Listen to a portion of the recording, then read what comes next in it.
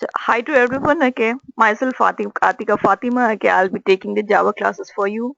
I have a rich experience in the IT industry. Okay, for some couple of 10 years. Okay, and I'm working as a software developer. So I'll be the trainer for your Java sessions. So first, okay, we'll start. Okay, the agenda of the session is first we'll start with the introduction to Java. That is history of Java. Okay, and then the features of Java. What are the various versions of the Java, and then the applications area in which Java can be used. So first, starting with Java history. So this in Java history, it was started by James Gosling, okay, in the year 1991. So this actually had happened. Okay, these candidates, okay, at the Sun Microsystems, okay, they wanted to develop a language, okay, for the portable systems, that is, okay, consumer electronic goods. So initially, okay, when we're developing the Java language, okay, it was targeted for developing the applications for embedded systems. So they started designing the language. Now, initially, okay, this language, it was called by the name Oak, but this Oak, there was an already existing language by the name Oak, because of which, okay, they cannot name the language as Oak.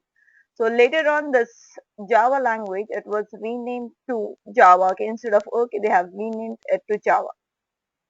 And from since then, okay, the language is being developed maintained and developed by the Java Sun environment. And in the year 2009, okay, it has been, okay, become a part of the Oracle. That is, Oracle has acquired the Sun Microsystems. Is it clear to one and all? Hello, am I clear? Okay, good.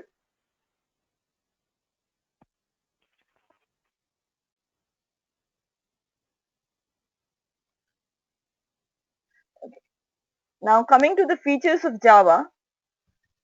So Java, it is simple, it is object oriented, platform independent, secured, robust, architecture neutral, portable, dynamic, interpreted, high performance, multi-threaded, and distributed. So we'll learn all the features of Java one at a time. So can anyone just let me know, okay, when was the C introduced in the market? Hello? Maybe the 1980s. Yeah, C was somewhere introduced in the market in 1970s. So, so what was the purpose of the C? What is the purpose of the C language, and what are the areas in which it is used?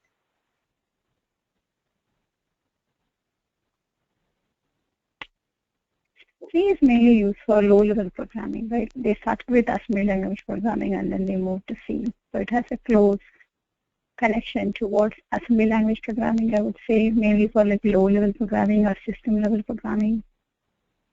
Yes, as correct. This one is correctly said by Vasanta Kumari that C is used for system level programming, that is low level programming. So if you have to develop any systems, we go for C language. So can anyone just let me know, okay, in which programming language is Unix operating system written? Unix operating system.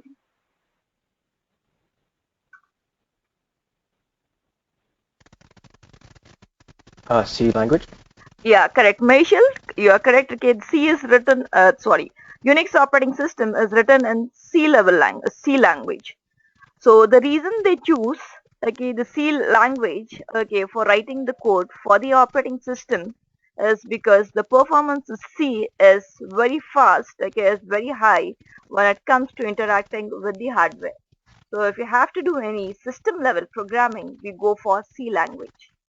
So when we already have the existing language C in the market, then why did the developers, okay, why did the engineers, okay, they wrote or they developed one more language, that is C++.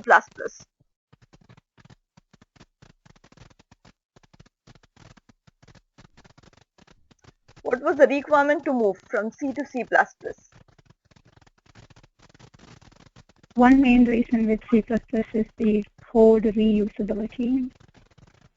That's the biggest advantage over C. I mean, over C. If I compare C and C++, C++ gives code reusability. Yeah, correct. C++ it has got code reusability, okay, whereas C, okay, it is not that much portable. Now, next, okay, the C++ it has code reusability. Okay, code reusability is one of the feature of object-oriented programming language. So code reusability is, okay, you write the code once and you can reuse it many other places.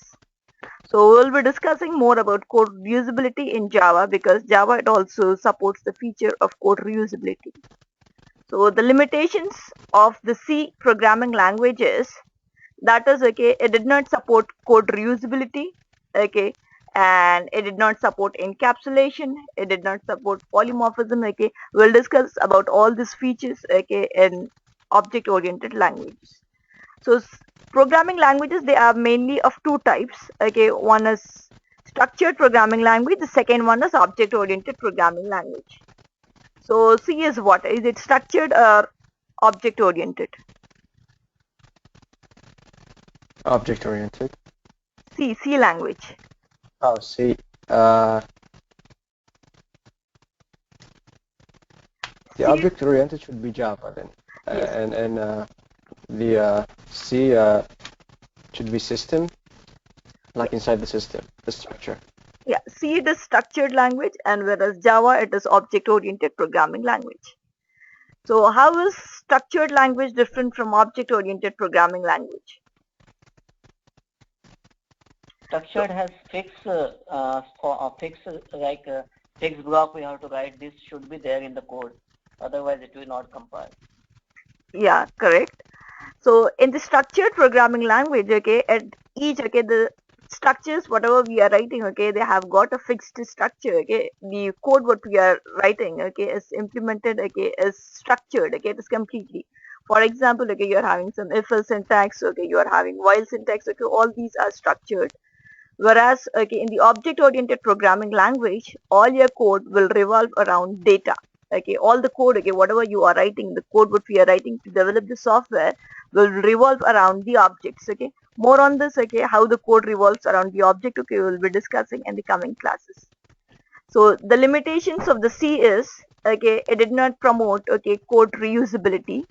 Okay, so that is why, okay, the designers, okay, they have moved from C to C++ because the reason, okay, even though there is an existing language in the market, but still the designers or the developers, the reason they go for the other language is because C it has got certain limitations, okay, which cannot be fulfilled, okay, because there were many advancements, okay, that were being made in the programming.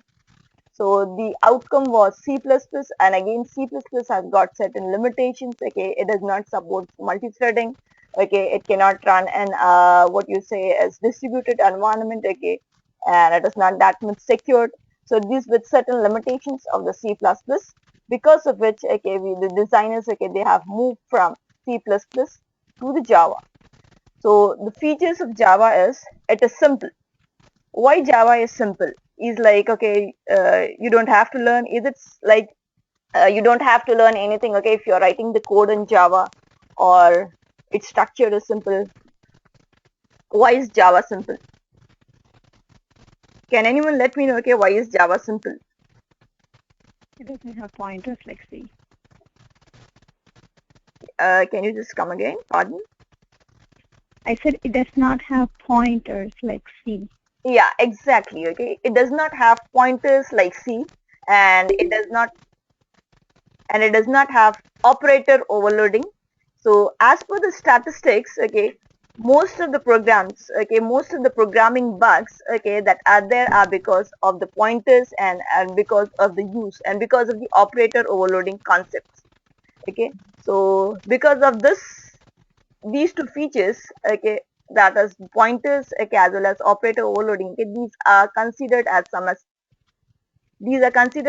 like confusing concepts, okay, in C and C++. And as per the statistics, most of the bugs are caused, okay, almost 70% of the bugs are because of the use of operator overloading as well as, okay, pointers concept. So, and like the structure of the Java it is similar to C and then C++. So what all you have learned in C and then C++, okay, the same concepts, okay, carry forward in the Java. So it has got its lineage to C and then C++. So the coding structure, the coding standard, okay, the basic structures, how do you declare a variable and all, okay, will be same in the Java. So over here, okay, C++, it is an object-oriented programming language. So it supports the concept of operator overloading. So what is this operator overloading? So does anyone have any idea about operator overloading? Operator overloading is similar to function overloading. For example, you have an object. I can say an object A and then object B. I can do A plus B. Basically, it adds those two objects. It considers the objects just like the primitive variables, primitive variables like integers and characters. Yeah, correct. Like this one, Vasanta Kumar guessed correctly. Okay, operator overloading. It is a concept, okay, wherein, okay, you will change the meaning of the operator. For example, okay, in Java, okay, in any programming language, we have the basic operators. Okay, that is plus, minus, okay, division. Okay, I'll just take help of the WordPad to explain the concept of the operator overloading. Generally, what we do is, okay, 2 plus 3 if I'm doing, okay, I'm performing the addition on primitive data type. Is 2 a number? And 3 is Yes. also a number, right? You are performing 2 plus 3 and straight away it gives you 5. So over here, okay, 2 plus 3, okay, you are adding 2 numeric data types. Now, if in case, okay, you are having 2 objects, okay, assume, okay, we are having 2 students, okay, this is student 1. So,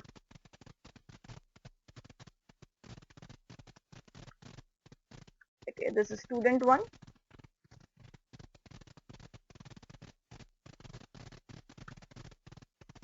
Okay,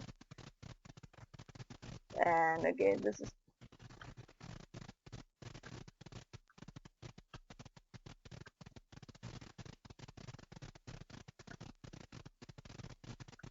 okay, just give me a minute. So over here, okay, we are having 2 student objects, that is student 1 and student 2. Now assume, okay, both of these students, okay, they have,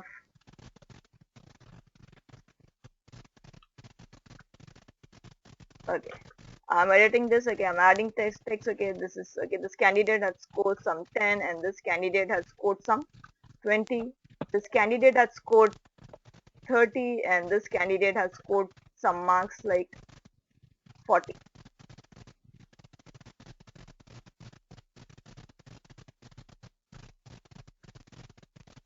So if you have to add these two objects, okay, that is okay, how are you going to add student 1 and student 2?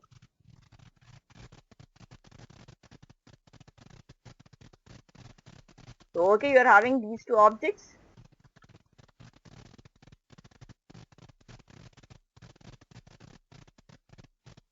Okay, so you are having two objects.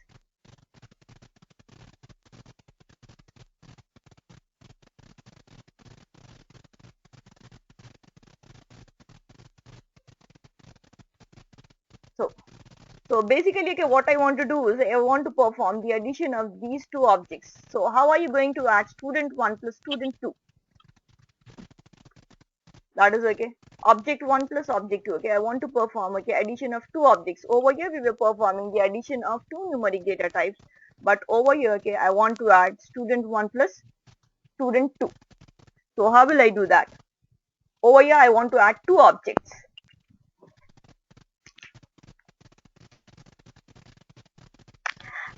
Hello.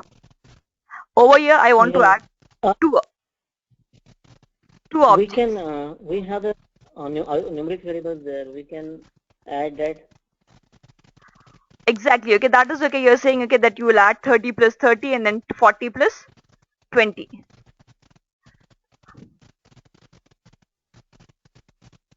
Okay, so if you have to add, okay, logically if you say, okay, you will be doing 30 plus 10, that will give you 40, and then 40 plus 20, okay, that will give you 60.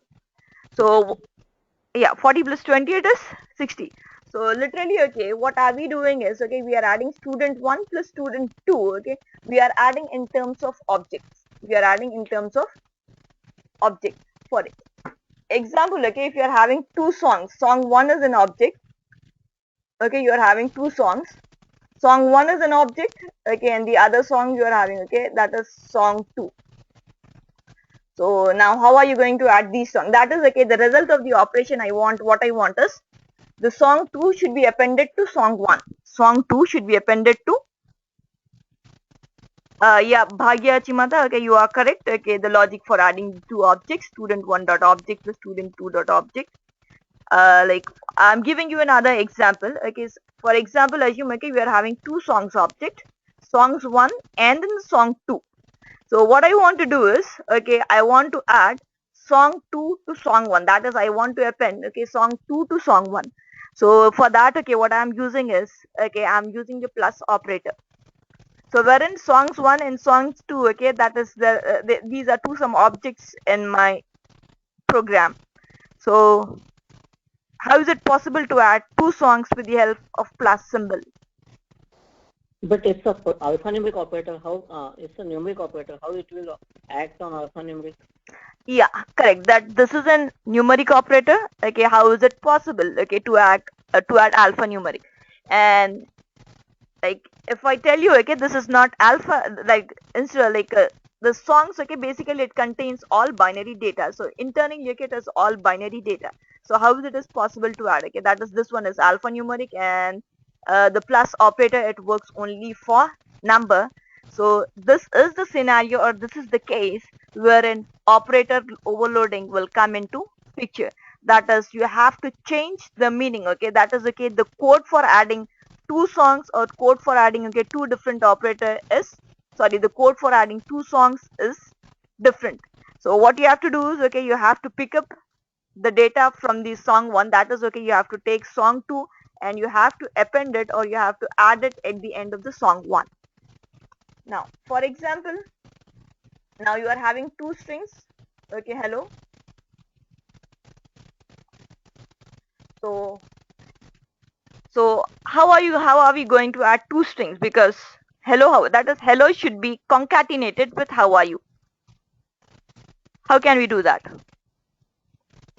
That is, okay, the output what I want is hello, how are you. So I want to add two strings, but the plus operator is used for numerics, whereas I'm using the plus operator to add two different strings. So how can we do that?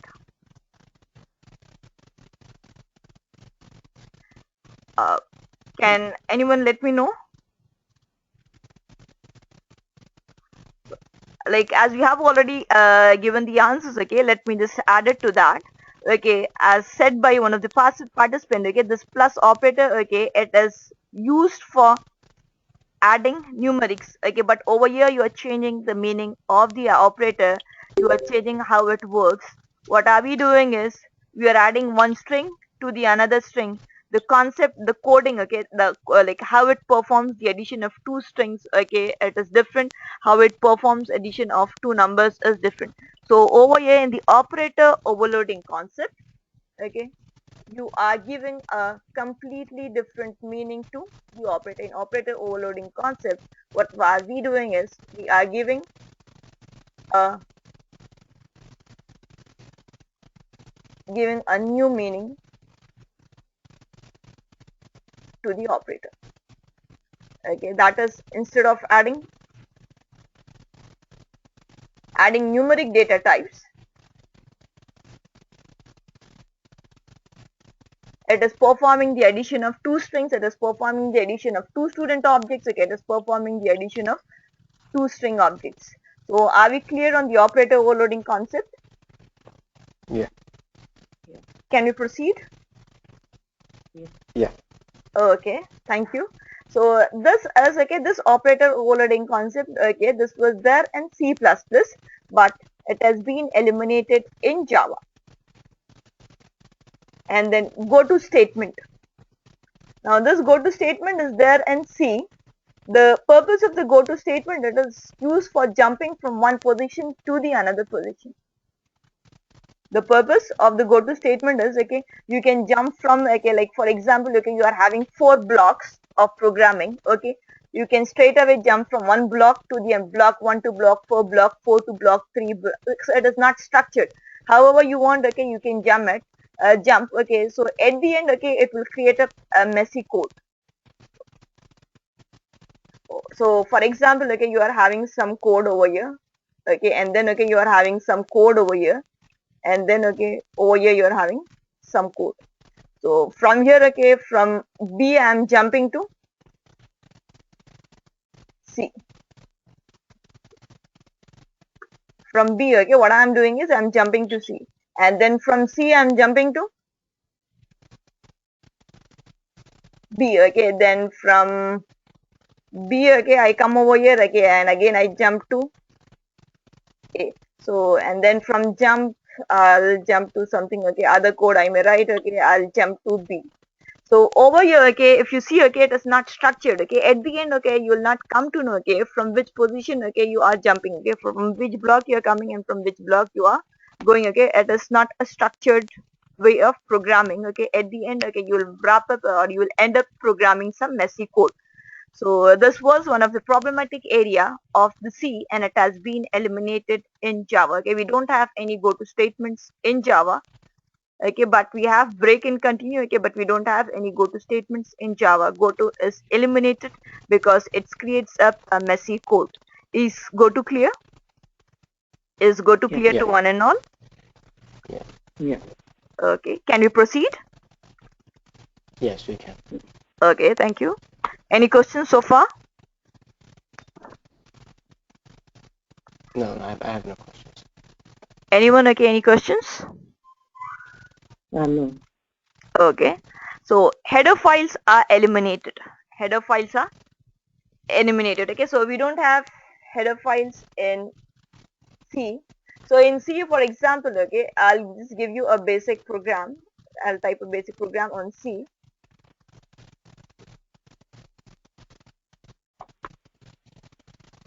Okay, this is a basic program to just print welcome to C onto the screen. So now this is the basic structure of the C program. Okay, it has got a function called main. Okay, your program execution, it starts from the main method. Okay, and then, okay, what you are printing is, okay, you are printing welcome to C. So this is the code what we have written. Okay, so printf means, okay, it has to print, okay, some data onto the screen. So in order to drive the data from your C program onto the console, okay, you require some code. In order to drive some data from your program to the console, okay, you require some backend code, okay, some low level coding should be there, using which the data from your C program, okay, which should be displayed onto the buffer. So the code that will drive, okay, the welcome to C statement to be printed onto the screen, okay, is present in this file. So these are the files, okay, that are available with the library. So okay, so this printf statements, okay, what we are executing, okay, the code to drive, okay, the code to drive this output onto the screen is present in this header file standard.io.h. These files, okay, these are called as header files, okay, or preprocessor directives. Okay, these are already present, these are already available in the library, and it is already available in the system as the libraries. So over here, okay, when you are compiling the program, okay, the code, that's X lines of code that is there in the file, okay, it will be included in your program. Okay, this code will be included in your program. So these files, okay, they are called as header files. Okay, the use of header files has been eliminated in Java programming language. Okay, we don't have any header files in Java. So is it clear, header files? Yes. Okay. Now then, make explicit use of pointers. So what is a pointer? Pointer is like an array. correct. Pointer, it is an array, okay, correct, it is a constant pointer. Okay, if like what is an email address? Is it a reference or a value? Reference. Correct. Email address, correct, it is a reference. Why email address is a reference? Why not value? Um, because you refer to it. Not sure how to explain it. Okay. So the reason, okay, email, yeah, correct. It referred to a string, okay, email address, and the reason email address is a reference is because, like, for example, if my email is xxx@gmail.com, I don't have xxx, okay, stored onto my system. It is referring, okay, to some xxx account that is created onto the Gmail server. For example, okay, if you are doing, okay, www.google.com, like, is Google website there on a system, or is it referring to the some web application that is there on the server? On server. Yeah, correct.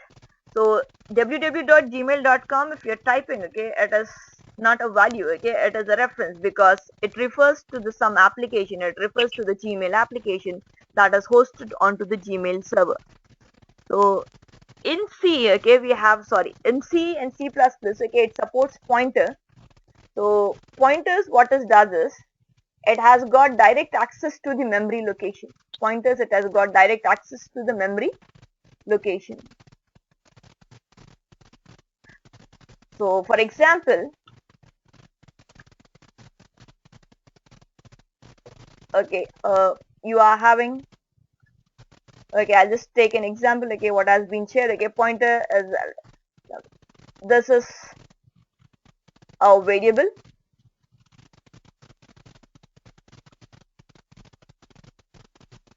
okay, so over here assume, okay, some data is stored. I'll type some gibberish character. So this data assume, okay, it is stored at the memory location. Okay, assume, okay, this data is stored at the memory location 00XX11AA. Okay, assume this data is stored at this memory location. So what is the address of this memory location, okay, where the string is stored? Hello, how are you? So this memory, the memory for the hello, how are you is allocated at 00XX11 and then AA. So this variable or this pointer, okay, what it does is it points to 00XX11 and then AA. So from here it points to this memory location. Okay, from here it points to this memory location. So is it possible, okay, to make this pointer to point to some other memory location? Over By here, changing its, yeah. Yes, can you please repeat? we can change its value. Yeah, correct. You can change its value. Okay, that is, okay, rather than pointing to this memory location, okay, we can make the pointer to point to this memory location. So when you are using pointers, okay, explicitly, okay, when you're using the pointers explicitly, it is very easy for you to shift, or it is very easy for you to access from one memory location to the another. That is, okay, first we were referring to this memory location. From first memory location, okay, you have shifted the focus over here. So with the help of pointers, you get direct access to the memory location. So is it clear? Yeah. Yes. Okay. So this has been eliminated in Java.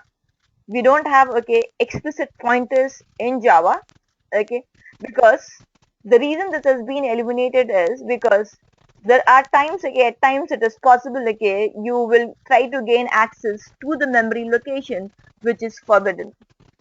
You were not supposed to access this memory location. Assume there was some secure code, okay, that was running over here. You were not supposed to access this memory location because C, it supports pointer, okay, which gives you direct access to the memory location. You will gain access to the memory area, okay, for which you were not supposed to access. So because of this reason, okay, the pointers have been eliminated in Java. And the second reason is, okay, there is that is whenever like people write a virus code or the hacking code, okay, they are attacks that are called as buffer overflow attacks and as well as like buffer underflow attacks. We have two types of attacks. Okay, one is buffer overflow attack and the other one is buffer underflow attacks. Buffer overflow and buffer underflow attacks. These two attacks, okay, all these types of attacks, okay, they are implemented using pointers.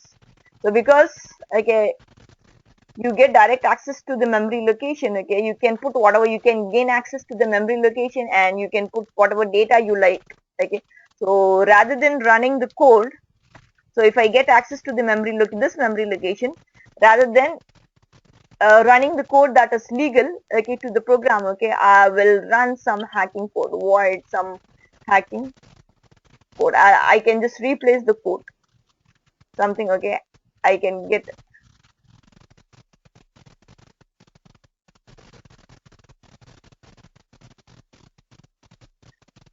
Okay, over here we are having some hacking code.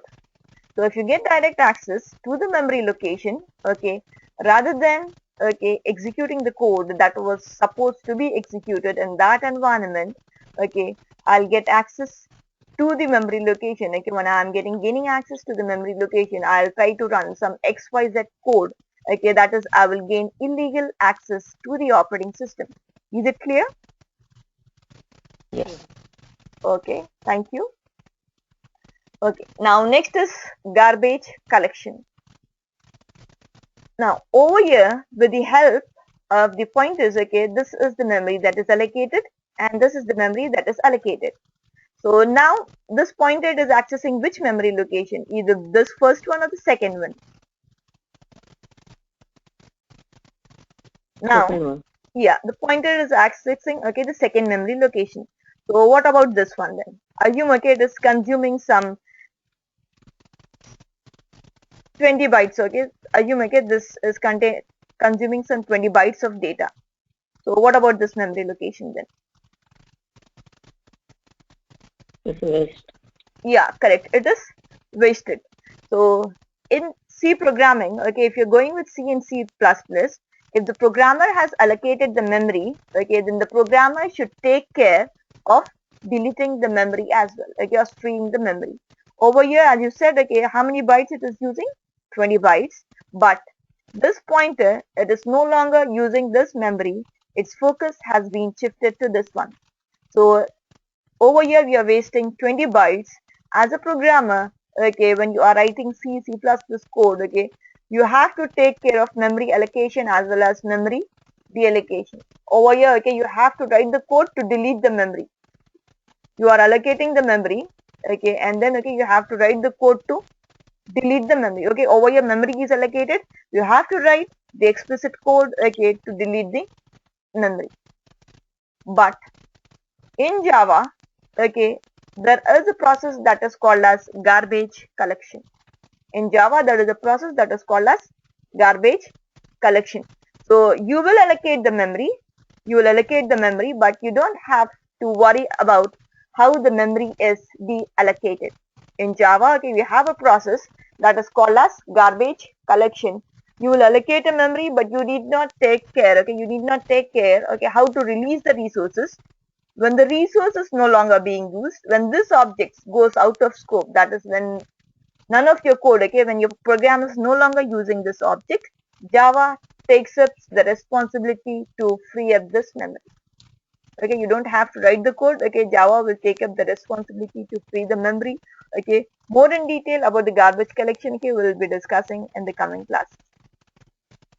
Okay, so for example, okay, in C, okay, this way, okay, we said, okay, this is how pointers are declared. So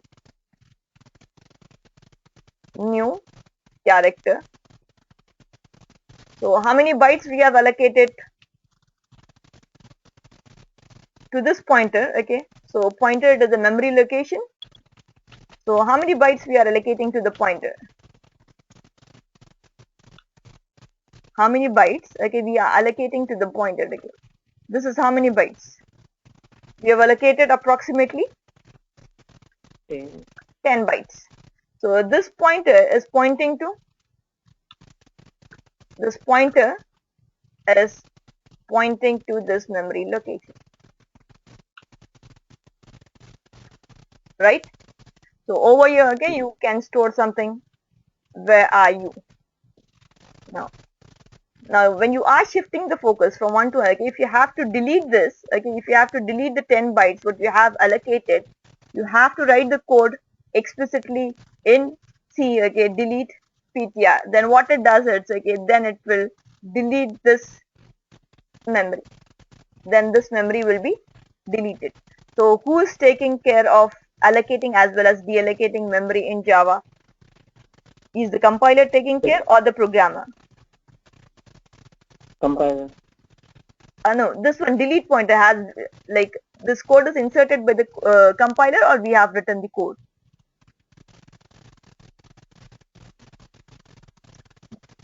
We have written this code, right? Yeah, correct. So we have written the code. So as a programmer, so new is responsible for allocating 10 bytes, whereas delete is responsible for releasing 10 bytes. Over here, when we are writing the code, okay, this new, okay, this one, okay, is responsible for allocating, okay, whereas, okay, this one is responsible for deallocating. So in C as well as C++, okay, memory management is not taken care of. If you're writing the code to allocate the memory, then as a programmer, you have to write the code for deallocating the memory. Is it clear? Is it clear to one and all? Yeah. Okay. Now, whereas when it comes to Java, okay, you don't have to write the code, okay, you don't have to write the statement, delete pointer. You will allocate the memory, okay. When you no longer require this memory, okay, memory will be automatically deallocated.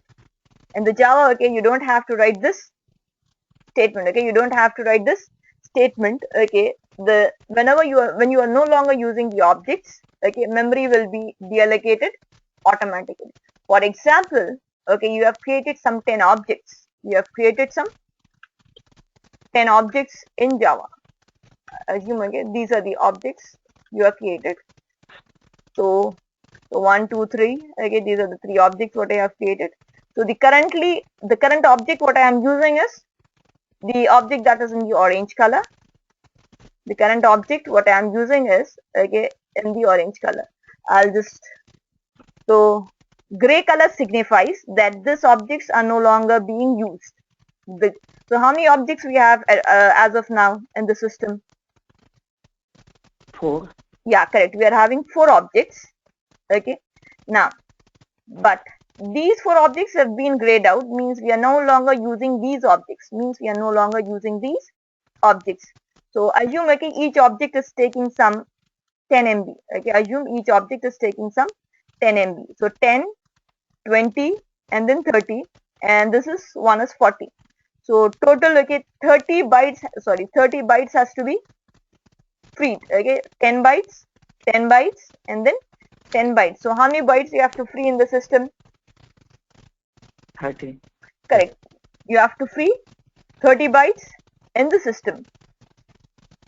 So you have to free 30 bytes in the system. So who is responsible for freeing this 30 bytes? Do we have to write the code to free this memory to deallocate the resources, or the Java will take care? As a programmer, Java. correct, okay, as a programmer, okay, you don't have to write the code, okay, you don't have to worry about how memory is deallocated, okay, as a programmer, okay, you don't have to worry that the memory will be, you don't have to worry, okay, how memory will be deallocated. Memory will be deallocated by garbage collection mechanism in Java. Memory will be deallocated by garbage collection mechanism in Java. So it is an inbuilt mechanism. So in Java, in C you have to take care of memory allocation as well as deallocation, whereas in Java memory is allocated, but whereas garbage collection mechanism that is built in Java will take care of deallocating the objects. Is it clear? Yeah. So you don't have to write the code, okay, to delete this objects, okay. You don't have to write the code, okay, to free up this memory, okay. Whenever this objects, that is, it becomes great means, okay, whenever this object goes out of scope, the garbage collection mechanism in Java will automatically step in and free up the memory. So are we clear on garbage collection mechanism? Yes. Yeah. Okay. So, and then what we have is a rich set of predefined classes. So in Java, okay, we are having, okay, various libraries, okay, using which, okay, you can write your code. So I'll just give you a list of few classes.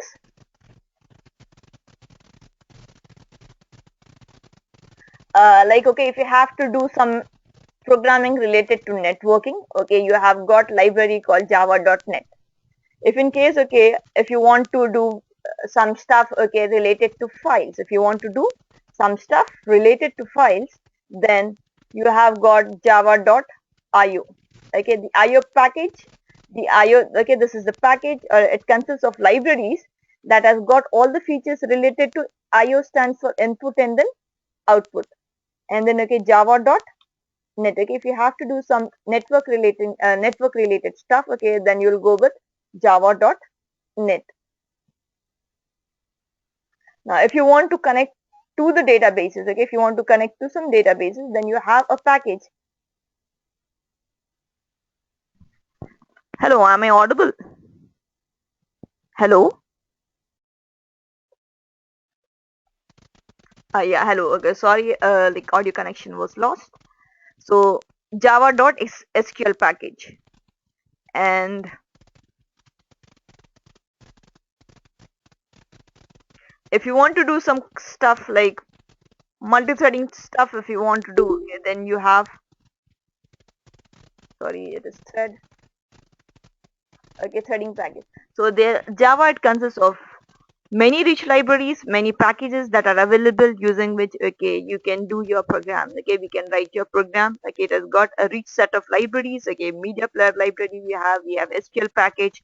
In order to do networking, we have net package. In order to do stuff related to input and output, we have IO package. If you want to interact with the database from your Java program, then you have SQL package. And if you want to do some parallel processing, if you want to do parallel programming, okay, then we have java lang.thread. Okay, in addition to this, we have various other classes that will help you to write efficient programs effectively. So are we clear on libraries? Yes. Okay. Yeah. So okay, so basically libraries is the set of built-in classes that are provided by the language, okay, to do your task, to write your own code. I have one question. Okay. What is the difference between header file in C and then libraries in Java? Okay, the difference between, okay, the header files and then this what you say, the import package in the Java is the header files, okay, in C, okay, they are provided by the language built in. So these are compiled, okay, and like if you're writing your program, okay, for example, okay, your C program, it starts from void main. So before it starts compiling your program, okay, it will copy and paste that header files into your program. So if you're writing hash include, okay, standard.io.h, it is equivalent to pasting the contents of standard.io.h into the program. So even though, okay, you have written, okay, 4 lines of code, okay, if in case, okay, if in that header file the number of lines is 400, so while it is compiling, okay, the total number of lines in your code will become 410 plus 4. Okay, so it will become somewhere around 414. Whereas, okay, in Java, okay, there you use hash include standard.io.h. Over here, what we use is import java.net. So what are we doing is, there we use hash include standard.io.h to include the packages to make, if you want to make use of the built-in function. But over here in Java, okay, we make use of statement called import. So there we call it as header files. Over here we call it in terms of packages. Clear? Yeah. Okay.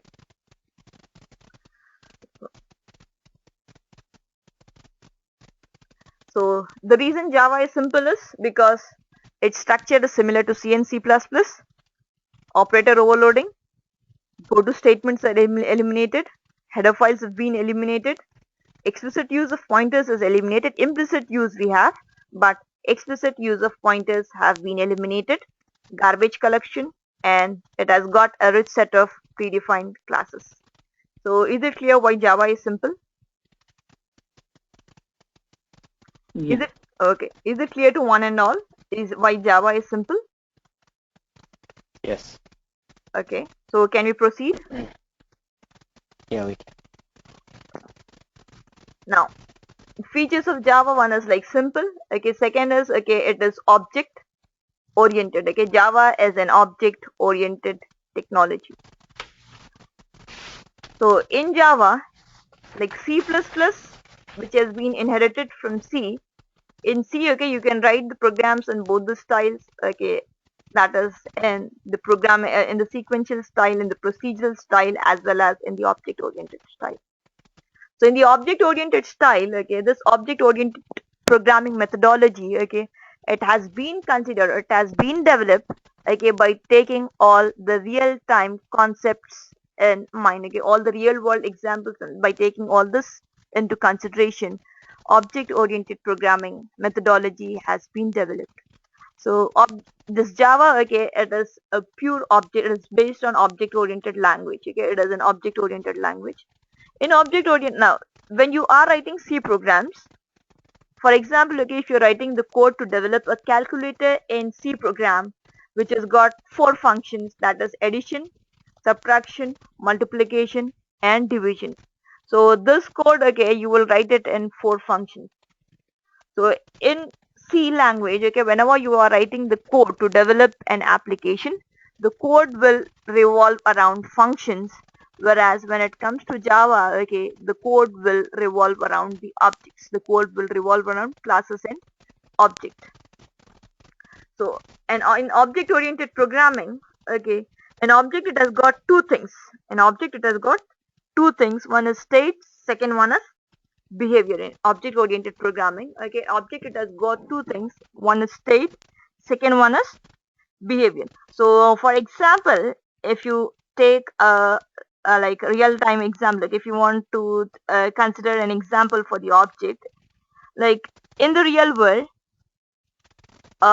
if you take example of a car as an object, if you take example of a car as an object, or if you take example of cell phone as an object. So cell phone it has got two things, one is state and then the behavior. Object it has got two things, one is state, second one is behavior. So like what are the features? Okay, what are the features of the cell phone? Okay, what a cell phone has. So what the cell phone has? So does cell phone has screen? The cell phone, okay, the cell phone has screen. Camera. Yeah, cell phone has screen. It has got camera. The cell phone has keys. Yeah, so these okay, this is the state, okay, that is okay, what the cell phone has is okay, it has got camera, it has got keys, okay, and then it has got screen. So what you can do with the cell phone? You can make call. Correct, you can make call. Okay, you can send an SMS, okay, you can take a clip, okay, XYZ, all the operations you can do. So when we are writing the code, if in case, okay, if you're writing the code, okay, for the cell phone, okay, in Java, okay, cell phone is considered as an object in Java. Cell phone, yeah, Bhagya said correctly, okay, it has got screen, it has got buttons. So when you're writing, when you're mapping, okay, cell phone to Java, okay, when you're mapping cell phone to Java, okay, so what it has got is it has got screen, it has got buttons, okay, it has got camera. These are all the characteristics of the cell phone. What a cell phone can do is you can make a call, okay, you can disconnect the call, you can play the music, okay, you can take the picture X, Y, all this, you can text correct, okay. So all these are features of the cell phone, okay, what we have. Now, one more example, okay, we'll take it from the cell phone itself. Okay, we have messaging application. We have messaging Yeah. application. So, what are the characteristics of the message? Okay, what are the features? Okay, what does it has? Numbers, Correct. It has got number and then characters. characters. That is okay. The self. Okay, when you are starting up the SMS application, okay, you get two things. One is number. The second one is text. So this will form, okay, the state. Okay, this will form, okay, the variables of the message object. So what you can do with the cell phone? Sorry, what you can do with this message? Once you have typed the message, what you can do? Send, Yes. delete. Okay, you can send, you can delete. Correct, Yogesh. Mm, Can Okay, save it. yeah, you can save it. So these are the operations that can be done onto the data what you have written. What is your data over here now? message. Message and then the number. Your message and the number is your data. The operations that can be done is you can Save, send, delete. delete. Okay, you can save it. All XYZ operations that are given. So when we are writing object oriented programming, okay, when we are mapping, okay, when we are writing, assume, okay, if you're writing the messaging application, okay, message is an object. Message is an object. Okay, message is an object. It has got two things. Okay, one is data, second one is functions. Okay, one is data, second one is function. So your data is text and Characters, characters, numbers. numbers. Correct, Bhagya. And then your operations is Functions. functions. You can send, you can delete. Okay, all Save. save. Correct. You can save it to draft X, Y, Z. So in object oriented programming, whether living thing or non-living thing, okay, everything, okay, we program in terms of object. So when we are going with the object oriented programming language, okay, we have got two things. Okay, one is data and the operations that can be performed on the data. Okay, one is data and the second is the behavior. The behavior represents the operations that can be performed. So in Java, okay, the reason we call it as object oriented is because it forces the programmer to write their programs in terms of objects, in terms of classes and objects. C++ does not, like, it supports both styles. It supports C style as well as C++ style. That is, in C++, you can write the programs in C style, that is in the structured way, in the procedural way, as well as we can write in the object-oriented way. But in Java, okay, you are supposed to write your programs, okay, following object-oriented concept only. Okay, you cannot go with procedural style in in Java. Is it clear? Yeah. Yeah. Okay, can we proceed? So is, like, the concept of object-oriented programming is clear? Yes. Yeah. More in detail on object-oriented programming, its methodology, what are its features, okay, we'll be discussing, okay, in the coming sessions. Okay, as of now, okay, I'm just giving you an outline of object-oriented programming. In the coming classes, we'll be discussing more in detail about object-oriented programming language, what are its features, okay, and what are the mechanisms that all it follows. Okay, now Java is robust. Now, robust is a programming language, okay, that is fast, okay, that is, now languages, they are of two types, okay, like compile time and as well as interpreted languages. Okay, more we will discuss on this. So designed for writing highly reliable, robust software. So the code what we write, okay, it should execute quickly, okay, it should not take time. So the features that makes the Java robust is automatic garbage collection. So can anyone just iterate what is automatic garbage collection? It automatically clears the memory which is not in use. Correct. It automatically clears the memory which is not in use. Meshil, is everything clear to you? Yes. Okay. Now, and then, okay, type safety of Java. Type safety of Java. The Java is type safe language. Like if in case in Java, if you say that the memory is allocated to store integer, you are permitted to store only integer value. In the memory that is allocated to store integer, if you're trying to store some character data, okay, then it will catch you up there itself at the compile time. Clear with this? Mhm. And then Yeah. now okay, 1 second. Now over here we are having the calculator. So I'm doing 10 divided by 0. So what is the message we are getting? Cannot be divided by 0. Cannot divide by 0. So this is termed as an exception. This is termed as an exception. Okay, it will, what you say, it will disrupt the normal flow of the program. Over here, okay, if in case, okay, when you're writing this code, if you're trying to divide a number by 0, okay, it cannot be divided. It will give you an error message. This is called as a runtime error. Over here, the program doesn't crash. Okay, but in general, what happens is, okay, when you're trying to divide the number by 0, okay, the program will crash. That is okay, straight away it will just close. Okay, rather than displaying the message cannot divide by 0, okay, it will just crash the application. So in Java, okay, these types of errors, okay, that is divide by 0 exception, what you're getting, okay, these types of exceptions, okay, that occur at runtime is handled.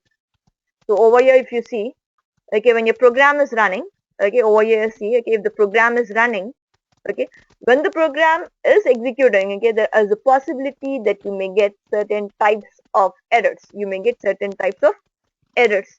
So there are two possibilities, okay, either you handle that error or your application will get crashed. Either you handle the error or your application will get crashed. So rather than crashing the application, it is better you provide an option to the user to recover from the error. Clear on this? Yes. Yes. Okay. For example, okay, now one more type of thing is, now you are trying to open a file. You're trying to open a file. Okay, I am trying to open some file called h, okay, h drive, okay, some ddd.txt. Okay, wherein, okay, I don't have drive h is, okay, we don't have drive h in system. Okay, I'm trying to open drive h, whereas drive h is not there in the system. Now what will happen in this case? You will get error. You will get an error, right? Error. So when you will come to know that you don't have drive h in the system? If we get message that you don't have the drive H. Okay, so correct. You will get a message that you don't have drive in the system. So in general, what happens is, if you're trying to access a drive that does not exist, that is, in short, you're trying to access a resource that does not exist, that will end up by crashing your program. Okay, that is, straight away the program will crash there and there itself. But when you're writing a program or when you're writing a software, do you want your application to get crashed in the middle of the process?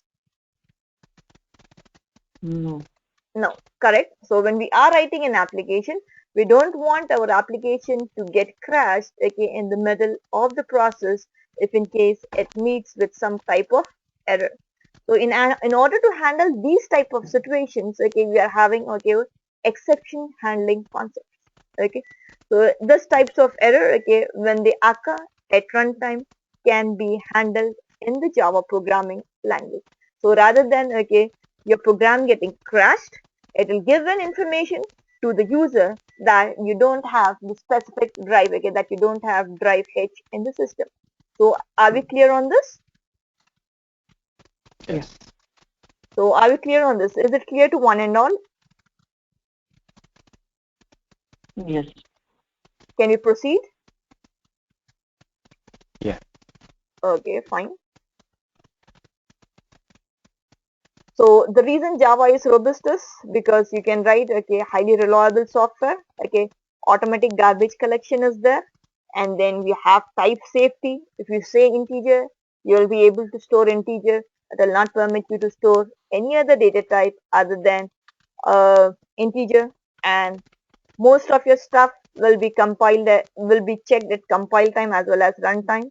And then again, in order to recover from the various error messages over here, like various error, this is like garbage collection. Like if you want to recover from various error messages, then we have object oriented exception handling of runtime errors.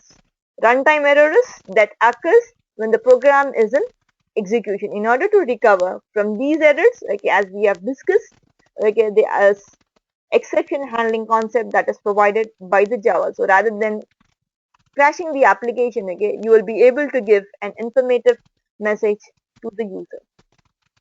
Now, next feature of the Java is it is architectural, neutral, and the Java is interpreted. So languages, they fall under two categories. One is compiled, second one is interpreted. Java is both. It is compiled as well as interpreted. Java is both. It is compiled as well as interpreted. So what is the need for a compiler? What is the need for a compiler? Can anyone just let me know the need for compiler? It will convert code into machine level language which machine understand. Correct. The compiler, it is a software because we are writing the code in which language? High level or low level? High level. High level. Correct. We are writing the code in high level language, but the machine understands what?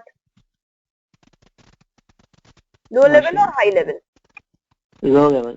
Correct. Low level. Machine understands only low level. So what we have to do is we have to convert the high level code to low level code. We have to convert, yeah.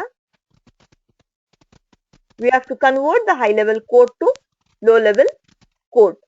So who is responsible for converting high level code to low level code? Over here you are converting. This is your high level code. Okay, this code, okay, you are converting it to the low level code.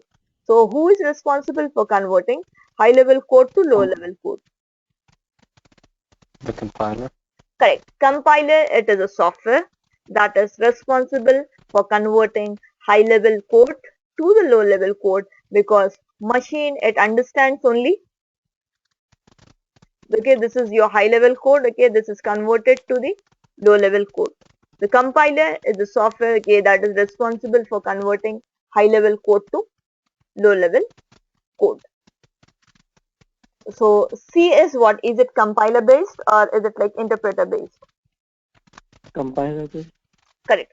So what is the difference between the compiler based language and the interpreter based language?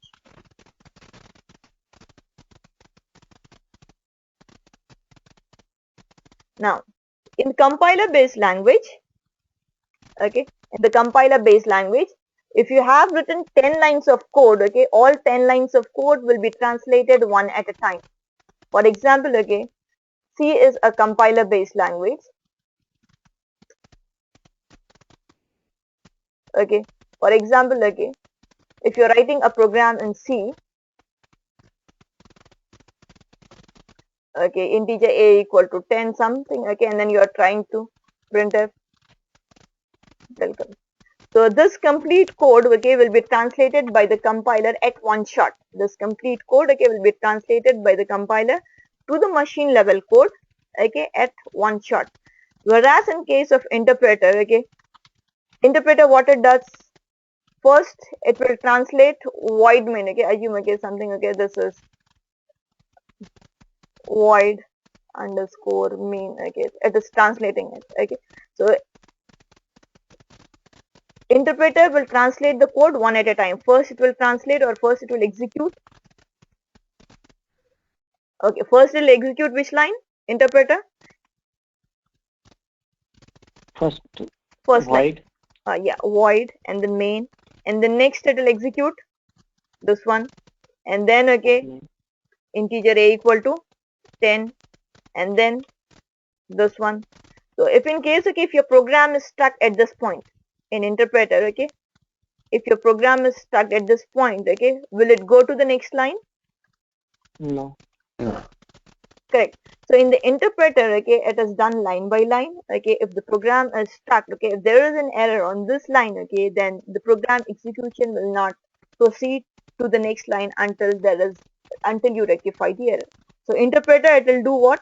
It will execute the code line by line, whereas compiler, okay, it will generate the object code. Okay, it will compile your complete program at one shot, provided there is no syntax error. When does the compiler, okay, generates the machine code or object code? If there are errors, will the compiler will be able to generate the object code, machine code? No. No. Correct. The compiler will not be able to generate machine code if there are any errors. If there are no errors, then will the compiler will be able to generate? No. No, With no error, yeah, if you don't have any errors, it will generate. yeah, correct. If you don't have any errors, then the compiler will be able to convert the high level code to machine level code. Then that machine level code, okay, will be executed onto the machine.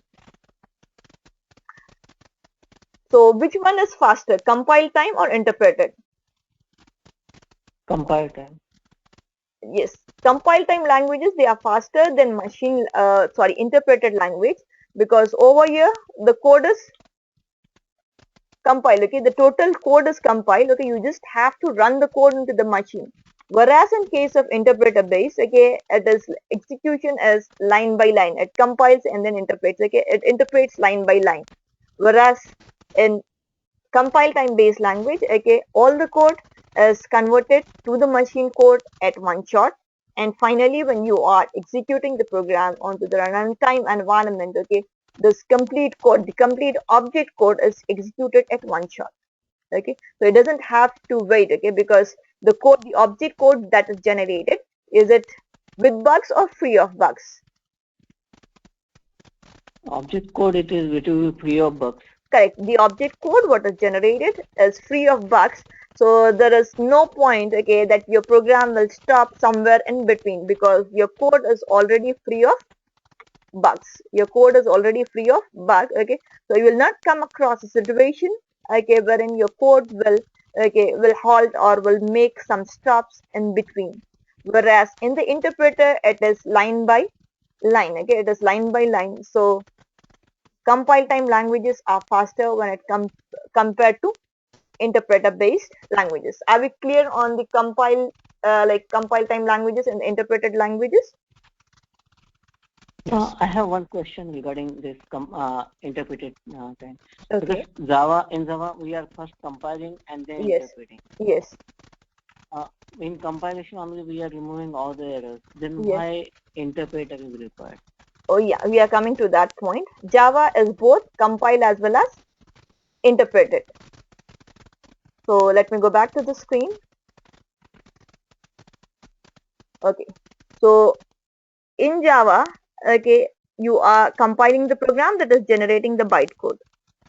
So this bytecode that is generated, like in Java, we say it is platform independent.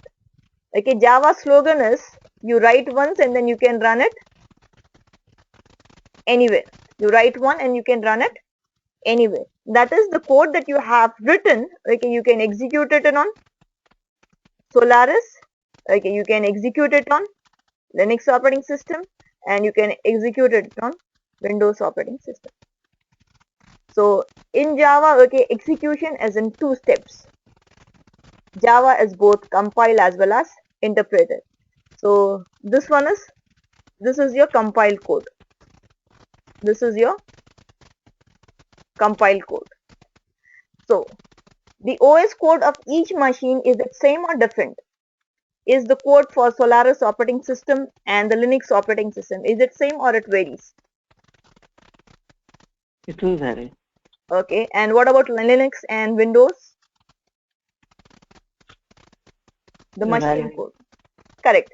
So the code for the operating system, okay, the code for this operating system, okay, it varies from one machine to the another machine. So in Java, okay, when you are writing the code, okay, when you are converting, okay, when you once your code is ready, okay, once the class has been compiled, okay, this class file, this byte class file, as you see, Okay, it can run on any of the platforms. It can run on Solaris, it can run on Linux, it can run on Windows Workstation. But as you said, the machine code for each language is different from another. The machine code for each language is different from another. So how are we going to, okay, then how it is going to understand, okay, how are we going to make this machine understand? So there we have Java interpreter. Okay, what we have is Java interpreter. Java interpreter is responsible for converting the machine independent code to machine dependent code. Machine independent. So the dot class file, okay, once it is compiled, okay, it will generate a dot class file, okay, this dot class file. So this dot class file is machine independent. So what do we mean by machine independent is this code, it can run on any of the workstation. It can run on Solaris, it can run on Linux, it can run on Windows Workstation. Is it clear? Yeah. So now, as said, as like the question that was asked is, so the compiled code that is generated, that is machine independent. That is machine independent. Okay, it generates a bytecode. Okay, if your program is free of bug, your Java compiler, okay, this is your Java compiler, it will generate the code. So this code is what? Is it machine independent or machine dependent? Independent. Correct, machine independent. Machine independent means, okay, that this code, it can run either on Windows, it can run on Linux, it can run on Solaris. So you are writing the code only once and you can run it on any of the machines. Clear on this? Okay, but how you can run it? How you can run it? So once this code is there, okay, then comes the Java interpreter in picture. Okay, then you have Java interpreter. Interpreter is responsible for converting this machine independent code to machine independent. It will translate Machine dependent code. correct. Machine independent, it will translate to the machine dependent code.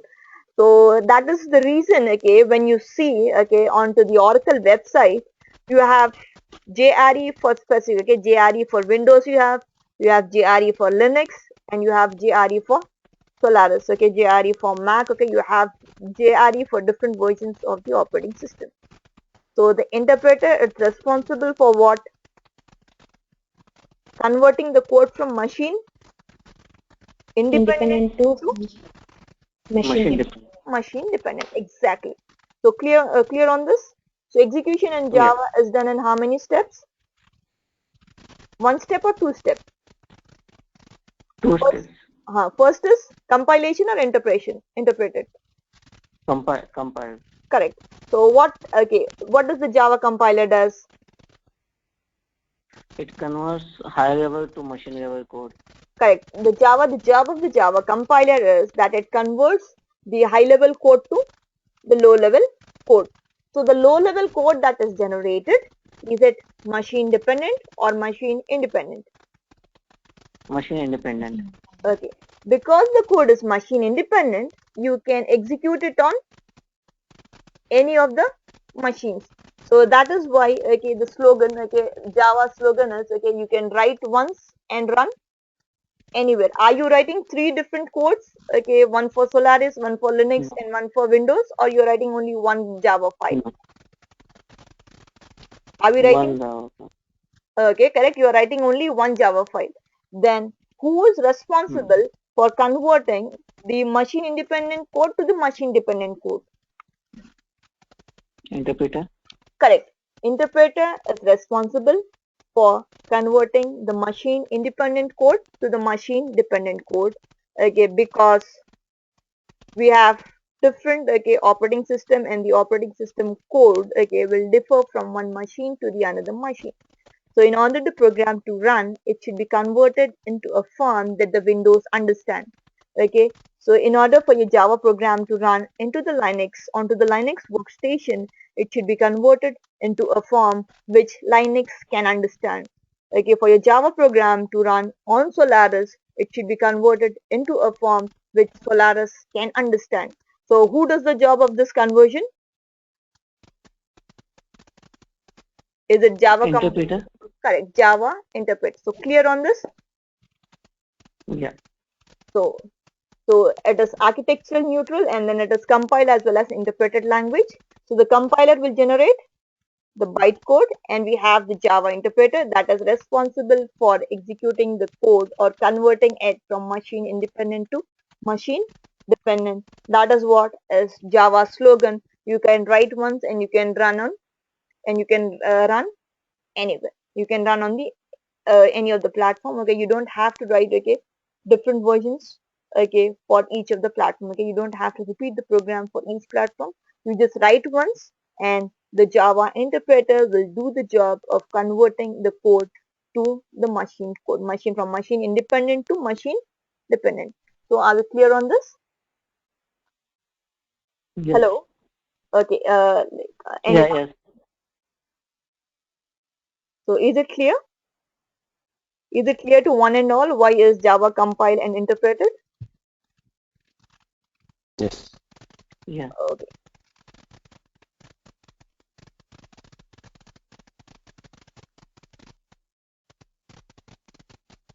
And the Java language, okay, it is powerful because it has got a huge set of libraries, networking libraries you have. Like if you want to do parallel processing, okay, parallel programming, if you want to do, okay, you have threads, and then the distributed objects. Distributed programming or distributed object is, okay, the on program that is you have all the objects, okay, that are there on the net, okay, wherein you will be able to access, okay, the data from one machine to the another. Data access you have graphics, you have data structure library, serialization, and then okay, it has got digital signatures.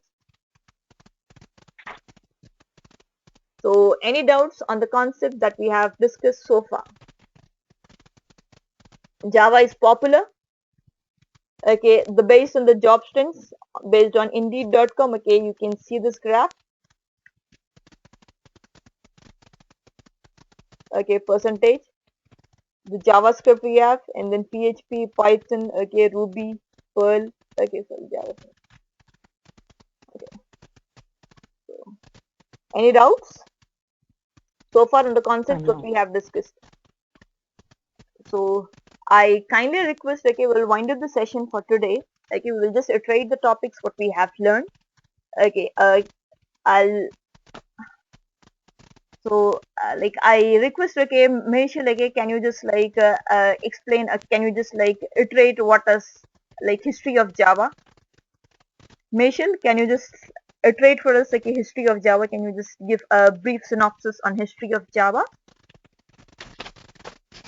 Yeah, sure. The history of Java, it was developed by someone.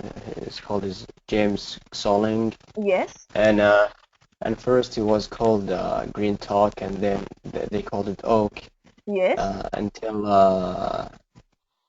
till at the end they called it Java. Yeah, correct. Okay, earlier it was called as Oak, and because there was an already existing language by name Oak, they renamed it to Java. Okay, why is Java simple? Sohan, can you please Don't have any explain? to.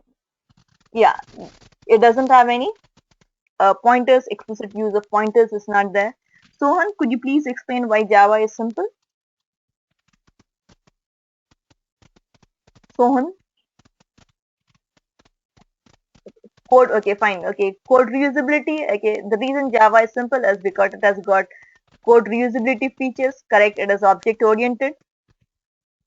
Object oriented is one of the feature. So garbage collection is eliminated, and then explicit use of pointers is eliminated. Does Java supports operator overloading? Yogesh, Hmm? does Yeah. So, no, Java will not support our operator overloading. correct? Okay.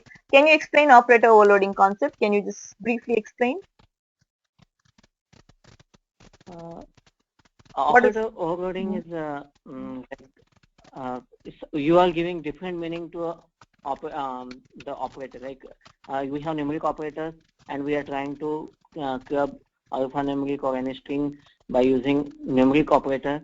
So basically, you are putting, you are making the alphanumeric value firstly to numeric, and then our operator will operate on it. That's the operator overloading. Yes, exactly correct. Okay, and then okay, we discussed okay, Java is both compiled as well as interpreted, and then Java is robust. Okay, Vasanta Kumari, could you please explain why Java is both compiled as well as interpreted? Hello. Yeah, hello, hi.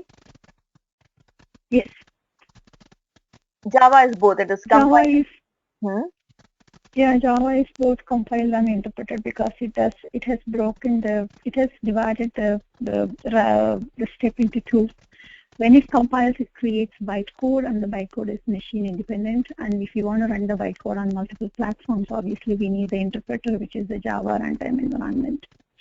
So I could code once and I could run anywhere I want, provided if I have the interpreter for the platform. Yes, okay, like provided you should have the interpreter. If you don't have, exactly, okay, you'll not be able to run. So this is the concept that we have covered so far. Okay, if anyone is having any doubts, okay, please you can ask. Any doubts so far? So No. yes, Yogesh, any doubt? Nothing. Yeah. So can I request all the participants, okay, to give their name and the email and the phone numbers so that okay, Monica will get in touch with you. Can you just type it in the chat window? Okay, your name, your email, and the phone number. Oh.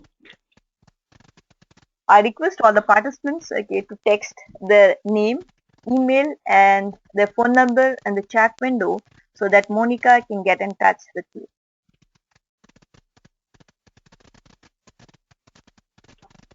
Should it be on a private or public text? Which one? I'm not sure. On the chat, there is a selection he's asking. Okay, You can just put make it it for private. everyone. Yeah, you can make it private.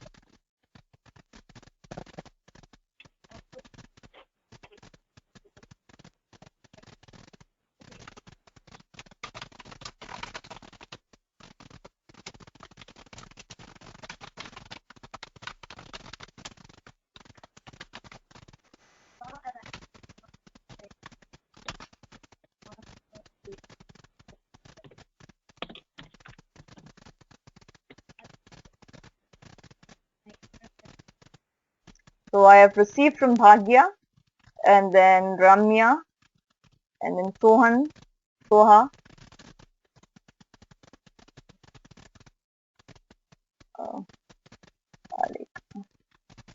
Yogesh, Yeah. Yogesh, and Yogesh, Mishal. Okay, could you please type in your name, number, and the email address? I typed it, but do you not receive it? Okay, 1 minute. I'll just take it. I will again type it. Meshal, okay, done. Meshal is there. Ramya. Bhagya, she has asked the question, okay, what are we going to cover in the training session? Okay, because this was an introduction session on the Java, okay, it is very important for us to know the history of the Java. In coming sessions, okay, we will be covering all the object-oriented concepts. Then we will step in how to write the code in Java. So does this answer your question, Bhagya? Bhagya has asked the question, okay, what are we going to cover in the training sessions? What are the objectives? So today, okay, for this session, okay, we did not do any practicals. We just covered, okay, what is Java all about? Okay, what are its features? In the coming session, okay, Are you going to cover? No, I'm sorry. Go ahead. like in the coming sessions, okay, we'll be moving towards like the concepts of Java and how to implement them practically. Okay, we'll be discussing one by one. So does this answer your question? Are you going to discuss an IDE like Eclipse? Yes, we will discuss it on Eclipse. Okay. Okay. What about advanced rules? What about? Advanced Java. Like once we are done with the core Java, okay, then we will go ahead with the advanced Java, because in order to learn advanced Java, okay, concepts of core Java is required. So once we are done with the core Java, Mhm. then we will proceed with the advanced Java. Does this answer your question? So So Core Java. how many weeks will be spending on core Java, and then how many weeks will be spending on advanced Java? So this core Java, it is 33 sessions, and advanced Java, okay, approximately it will also take the same number of sessions. That is 5 days a week. You got my details, Yogesh Yogesh. details? Because I sent it. I'm not sure whether you received. Yogesh.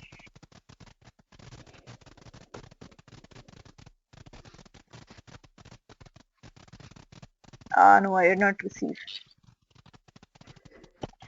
Okay. I have posted my detail. Yeah, Yogesh's detail is there. I have posted my Yeah, details. there, Is it there. okay if I? Now it has come. So any other questions? Oh, So do you have any other questions for me? Is the concepts what we have discussed, is it clear to one and all? yeah, it's clear. Okay. So we have just discussed about the history and the basic features of the Java. Like we did not start it with the object-oriented concepts and how they are implemented in Java. In the coming classes, we'll be discussing the object-oriented concepts and how to implement the same in Java. So I hope all the participants have given their details. So with this, okay, can we wind up the session for today? Oh, Yes. Thank you. Thank you Okay. so much. Okay. Thank you so much. Okay. Tomorrow again. thank, Yes. Yes, Yogesh. Bye. nothing. I just said thank you. Okay. Okay. I'll be sharing your details with Monica. Monica will get in touch with you. Okay, sure. Okay. Fine. Thank you. Thank you. Okay. Thank Bye. you. Bye bye. Bye. Bye.